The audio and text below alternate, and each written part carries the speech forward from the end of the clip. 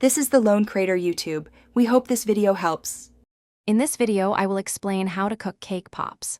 First, you need a fully baked and completely cooled cake, about a 9-inch by 13-inch size, which is perfect for making 30 to 40 delicious cake pops.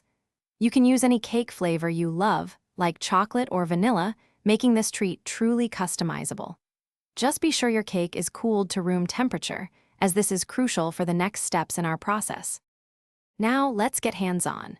Begin by crumbling your cooled cake into very fine, even crumbs. You want it to be almost like sand, so no large chunks remain. Then, add between 1/2 and 3/4 of a cup of your favorite frosting to the crumbs, mixing until it forms a moist, moldable dough.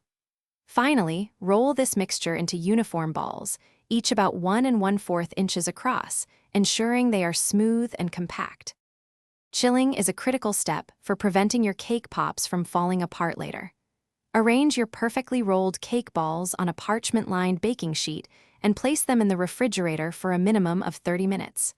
While they chill, prepare your candy coating by melting about 8 ounces of candy melts in the microwave, following the package instructions.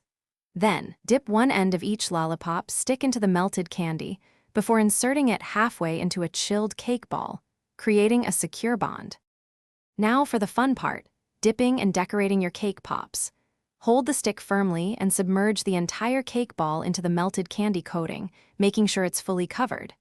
Lift it out, then gently tap the stick against the edge of the bowl to remove any extra coating, ensuring a smooth finish.